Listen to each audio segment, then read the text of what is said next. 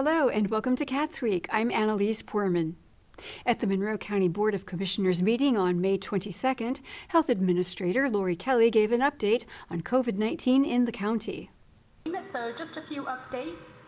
Emergency department visits for COVID-like illnesses have decreased. However, wastewater detections have increased slightly, so we do anticipate that we are seeing the virus begin to circulate more. The health department still has free COVID tests available for the public. And as always, we have vaccinations through our public health clinic. You can call 812-353-3244. Fleet and Building Manager for the county, Richard Kreider, asked the commissioners to approve an agreement with Bounds Flooring Incorporated for improvements to the Monroe Convention Center. This request is to accept the proposal submitted by Bounds Flooring, Inc. in the amount of $33,487.86 to remove existing carpet and replace with new in both the Cook and Hanson-Zabenden rooms at the Monroe County Convention Center. The commissioners approved the agreement unanimously. Then the commissioners heard an ordinance to temporarily add no-through trucks signs on State Road 45 from June to August throughout the duration of the construction. Highway Department Director Lisa Ridge explained the ordinance. Okay, these items were presented to our Monroe County Traffic Commission Board on May 16, 2024. They all meet the warrants for the MUTCD, which is the Manual on Uniform Traffic Control Devices that we need to follow, the Indiana manual, and they were all approved unanimously by that board before coming to the commissioners. The first one is 89-01, and this is to temporarily add the following no-through trucks locations for the month of June, July, and August 2024 for the duration of construction on State Road 45, where NDOT will be performing a bridge deck overlay. The roads are Ella Road, Airport Road, from Garrison Chapel to Kirby Road, and then Garrison Chapel Road from State Road 45 to State Road 48. The second ordinance is 86-09 to delete a 30-mile-per-hour speed limit on Maples Way, Commodore Trail, and Tower Ridge Road. Also to amend ordinance 86-09 to add the following speed limit locations. 25 mile per hour from Maples Way, Commodore Trail, Rachel's Glen Road, Devonshire Court, Devonshire Lane, Exeter Lane. And then to amend 86-06 to delete the following stop location, which is Hunters Creek Road for Tower Ridge Road. The reason for the deletion of the speed limit on Tower Ridge Road and the stop sign location is because those were vacated to the forestry a couple of years ago, so we were just getting those ordinances out of our records. We no longer maintain Tower Ridge Road after we reconstructed Hunters Creek Road. And then also we didn't have jurisdiction over the existing stop sign. The commissioners approved the ordinance unanimously. The Monroe County Community School Corporation Board of Trustees had a meeting on May 21st. MCCSC Foundation Executive Director Cyrilla Helm provided a quarterly report on the activities of the foundation. So speaking of our items, grant program. Since we met, the grants were completed in March. We awarded 17 grants totaling $17,700.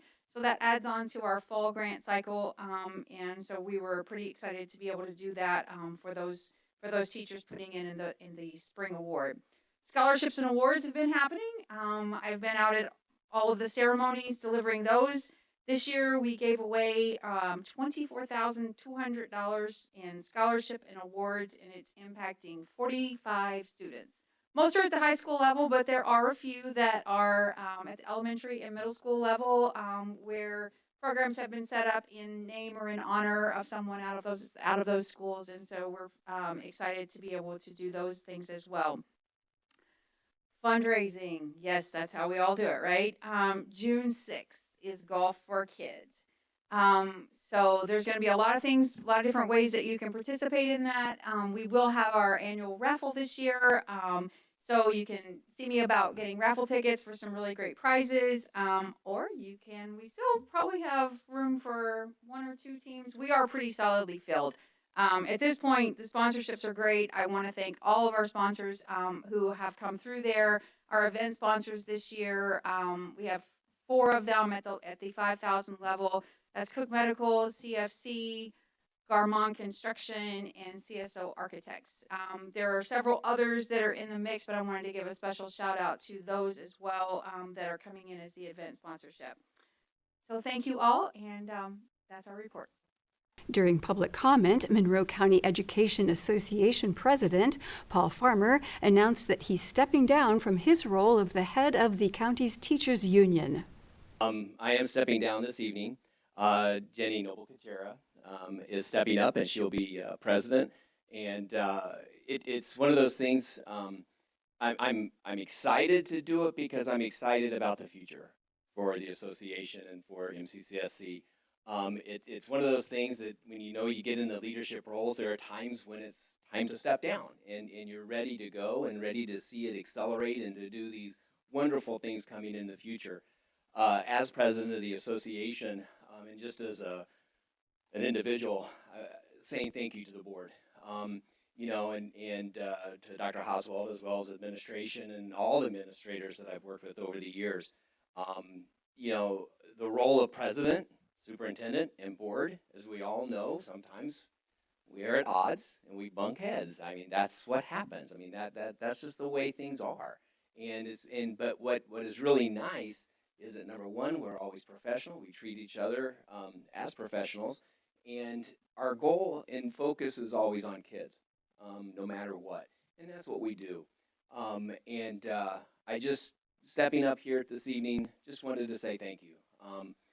I know in a different capacities, as you guys are going to vote in the report here later on, I'm not going anywhere. I will be working on some things with the school corporation, getting a new evaluation model, and hopefully some working with some of our mentorship with some of our new teachers. So just thank you. Thank you for everything, and I will be seeing you around. Thank you. Next, Assistant Superintendent of Professional Learning and Certified Human Resources, Dr. Aaron Stahlbaum, gave a report on MCCSC personnel. Dr. Stahlbaum announced faculty who recently retired from the school corporation. There are 4 certified staff retirements to announce this evening. Marcus Debro is retiring from Bloomington High School North as an assistant principal after empowering student staff at MCCSC since 1995. Sandra Jolivet is retiring from Childs Elementary School as a 3rd grade teacher after educating students since 1985. Susie Stansiford Jones is retiring from Grandview Elementary School as a 5th grade teacher after engaging students since 1977. Kimberly Williams is retiring from Childs Elementary School as a kindergarten teacher after educating students since 1991. Thank you, retirees, for your many years of service at MCCSC. The school board approved the personnel report unanimously. At the Bloomington Board of Public Works meeting on May 21st, the board approved a resolution to purchase a right-of-way for the High Street intersection modernizations and multi-use path project. Senior project engineer Neil Copper presented on the right-of-way resolution. So this project is included in the city's adopted transportation plan. It's included not just generally in the way that all of our streets have a recommendation, but it is actually specifically listed as a recommended project. So there was an application put forward to the Metropolitan Planning Organization, and it was prioritized for federal funding through the MPO. We're getting nearly $4 million in federal funding that can be used at up to 80% of project costs. For the local match on the project, the local match was prioritized by the City Council as part of its 2022 general obligation bond issuance. It was listed as the top priority project within that series of bonds. The project, the primary goals include improving safety, accessibility, and mobility on the corridor. Work includes constructing a multi-use path on the east side of the street, east side of High Street between Arden and Hunter. It replaces 2 existing traffic signals and includes other improvements such as stormwater infrastructure and accessible pedestrian curb ramps. Copper explained the public right-of-way acquisition that will be necessary to complete the project. We've held 2 public meetings for the project and had numerous individual meetings with property owners, and there are more to come. Detailed design is underway right now on the project. but the concept is finalized to a point that we are ready to proceed into right-of-way acquisition. Basically, we need to do that in order to stay on schedule and be able to actually use that federal funding. We currently estimate up to 38 parcels requiring some amount of right-of-way acquisition, though it's possible that amount may reduce slightly. The right-of-way process follows the Federal Uniform Relocation Act, which we do on all of our right-of-way acquisitions, and involves multiple appraisals for each parcel and discussions directly with the property owners. After we finish with right-of-way acquisition and all the detailed design, we'll go into bidding, and then we are looking at construction in 2026. The first item here is a resolution where the board would confirm that the project serves a public purpose, and it will authorize the right-of-way acquisition process to move forward. The second and third items after this are contract amendments that include the services necessary to actually complete the acquisition. But staff has reviewed this resolution, and we recommend its approval, and I would be happy to answer any questions. Board member James Roach asked how the project will affect the historic cemetery. Copper responded. How is the project going to address the historic cemetery at High and Moores? Yeah, so great question, because we've heard it a lot. It's a tight area, but we are actually able to so if you picture the existing road, the east curb line of that road, we're going to shift it west just a few feet. So we'll maintain all the travel lanes at the intersection, but take just a little bit of space by narrowing those lanes. And so that little space combined with the existing sidewalk and a little bit of space behind the existing sidewalk, we're able to squeeze the path in there until we get north of the cemetery. Our plan is to not touch the historic cemetery wall at all. There is a short concrete wall kind of in front of the actual cemetery wall that we'll be tearing out, but the plan is to avoid the cemetery wall. Copper said that there are some homeowners who feel like the right-of-way is taking up a large portion of their yard. Think of being part of the transportation. I should also note that, depending on which parcel you're at, some parcels have the homes set far back from the street. Some parcels, the homes are much closer. So there are some owners who are feeling like it's a very large portion of their property, or at least of their front yard. The board unanimously approved the request for the right-of-way purchase. At the Richland Bean Blossom School Board meeting on May 20th, Assistant Superintendent Matt Irwin updated the board on the work that they've been doing to prepare for staff positions that are currently being paid with grant funding, which is set to expire in the near future. All right, so just start off with a review of cash flows, kind of looking at the month-end review, kind of where we want it to be. The projections of revenue were a little lower. They came in a little higher than that. The expenses came in a little bit lower, so kind of on the right side of both of those.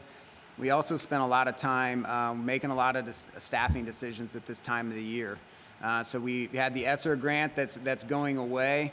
And so we had a few people that were funded through that grant. And so at that point in time, it puts us in the position that we either keep those staffing positions on and move them into the education fund, or we move on from those staffing positions.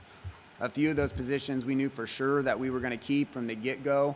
Other ones we've kind of grown into over the course of the last couple of years. And so a lot of looking into that. The TIMS grant, we're working into the final year of that. So there's a couple of people that we knew that we wanted to keep that would slide off of that grant into the education fund. And so we spent a lot of time re-looking at payroll, benefits, those types of decisions. And every year we have these discussions because this time of the year we're really focused on looking at staffing. And I know when we come to the fall, we're going to be looking and talking about people's pay and where we're at with those sorts of things. So we really try to spend a lot of time trying to balance those two things. And so that's reflective of what we're doing in this. A lot of those decisions that we're making, they don't really hit till the back half of 23 or 24 here because they wouldn't slide on until like August, September. So the true effect of those, you don't really start to see them until 25. So we've been spending some time looking at the in-the-weeds details of projections of 2025 cash flows to try to get a good feel for where we're at. So, if it means us eating into a little bit of cash in the education fund, that's okay. We're in a safe place. But we've taken a hard look at that this year as we knew that those grants are expiring and we have some decisions to make with staffing. So that's the education fund. The debt service fund, again, you guys know there's just not a lot of activity in this fund other than a couple times a year. We're getting ready to gear up. We're starting to get the invoices for the upcoming debt payments that'll happen in July. And so really just all that we saw in debt service was a small trustee fee. So Irwin also walked the board through HVAC work that will be ongoing during the summer months. One of the other things that's going on, you guys approved this a while back, but it takes time to get this material in, which is HVAC project. So the complete redo of the HVAC system out there on our building on 46 is set to start this week sometime, with it being turned back over to us before August so that we can gear up for the next school year. So that's a complete redo of that system. We've got some work that's being done in the high school with balancing of hot water and cold water, looking at pumps. That sort of stuff's going to get done during the summer. And in elementary schools, all the new boilers in the elementary schools, doing duct work. Not a stuff that's really exciting, but it matters when you're not, too cold or too hot in a building. Later in the meeting, the board discussed the approval of a joint resolution with the town of Ellettsville to donate and accept a tract of land. President of the board, Dana Kerr, introduced the resolution. The school corporation owns property north of the two baseball, softball fields that are by the soccer field. And Sycamore, a goal has been to get Sycamore to connect to State Road 46 at some point. Gives our buses another way to disperse. It would come with a stoplight, so the safety would go up. And there's a gentleman, Chris Smith, and his organization is developing what they call the Harmon Farms there, and they will put in the roadway, but we are in between his development and Sycamore. And so therefore, they want access through our property. And in order to do that, we can't sell it without putting it out to bid or anything like that, but we can donate it to the town, and that's who's eventually going to get the road anyway after it gets dedicated. And so we want to donate a part of this property, just basically the roadway, nothing else. We still have property on both sides of it that if, there's something we need that we can develop out there, and so the resolution is to cover that, and a couple key points to mention is that the town of Ellettsville is agreeing to all the cost of transferring, which shouldn't be much, but getting it all through the county recorded and everything. They're accepting the donations, and if a benefit to the school corporation, not only the eventual access to State Road 46, but another benefit is we've asked that they make sure that any utilities that do get put in that road right-of-way, that it's sufficient for if we need to develop something for our purposes on either side of that road, that we have, we can hook on. It's going to be sized appropriately, which I think they would have done anyway, but it's just nice to have it in the agreement. Superintendent Dr. Jerry Sanders talked about how the resolution would benefit the school system. The idea of expanding Sycamore Street to 46 will have a number of different benefits to the school corporation. I understand that they're going to put a stoplight out on 46. So this will help our buses to be able to get in and out more safely. It'll also help us as we transport our students to not only home and then to school in the morning, but also out to the Boys and Girls Club. But I'm also looking forward to the benefit of providing another entrance into our campus. If you've ever been on Reeves Road in the morning with the traffic going up to the preschool and the two elementary schools, you know it could almost sometimes reach clear down to 46. So hopefully with parents maybe being able to come in from that direction, it'll help with that issue. So the town council has approved a joint resolution that Christine and their attorney, Darla Brown, worked on. Now, since then, we've made some changes to that per the direction of the board, and Christine has continued to work with Darla Brown. And so at your seat tonight is a copy of the resolution that they have collaborated on. And so I'm going to let Christine take it from here. Legal counsel Christine Bartlett outlined the changes that were made in collaboration with Ellettsville Town Attorney Darla Brown. The big change Dana went over, that's ensuring that we've got proper utility size in place in case there's future development either to the north or to the south of the road. And we believe that that will be accepted. This does have to go back to the town to approve the revised version, but I've been in discussions with Ms. Brown. The other changes are very minor, just kind of some cleanup. You'll notice there's a new whereas clause, the second one on there, just further defining how RBB is able to do this transfer without having to go through the typical process of having the property assessed or appraised and then going through a bid or advertising process. The board voted unanimously to approve the resolution. The town of Ellettsville will have to approve the revised resolution as well. At the Utilities Service Board meeting on May 20th, Assistant City Attorney Chris Wheeler approached the board with new information regarding the sale of property on the edge of Lake Lemon. Wheeler explained that he arranged for a second appraisal for the property, as the board had requested, and received similar results. Last time we were all together, we were discussing a property out at Lake Lemon, and I said I would come back with an update on where we are. Since that time, a second appraisal has come in for us to review. And the second appraisal came back with a fair market value of $4,000, which is $1,000 less than the first appraisal. So we're going in a different direction than I think we might have hoped.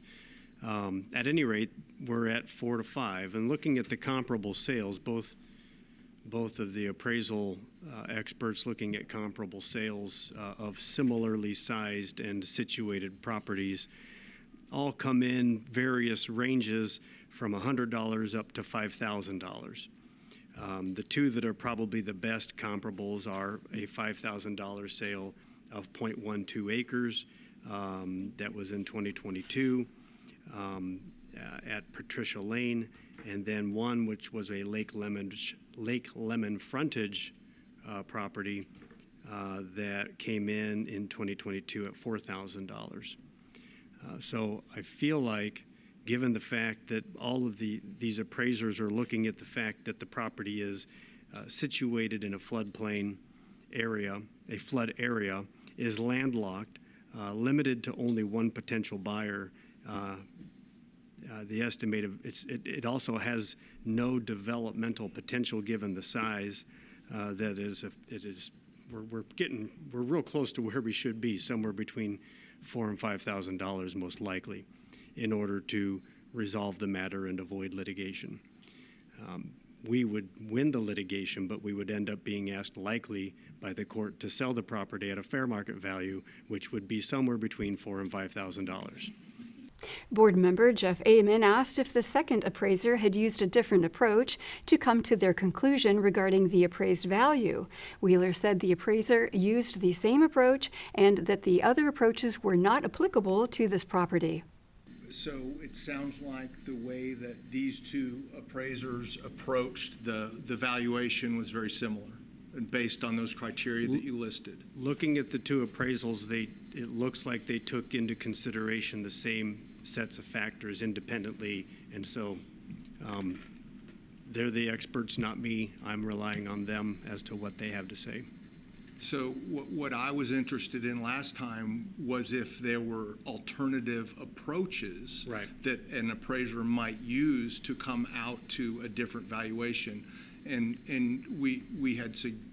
you had agreed to consult your colleagues about such an approach, and I'm wondering if there was any other alternative approach. Well, there are different methods by which an appraiser might try to arrive at a fair market value for real estate. I believe that they might be enumerated within the appraisals themselves as to the types that can be used and the justification for why they're using the valuation methodology that they're using.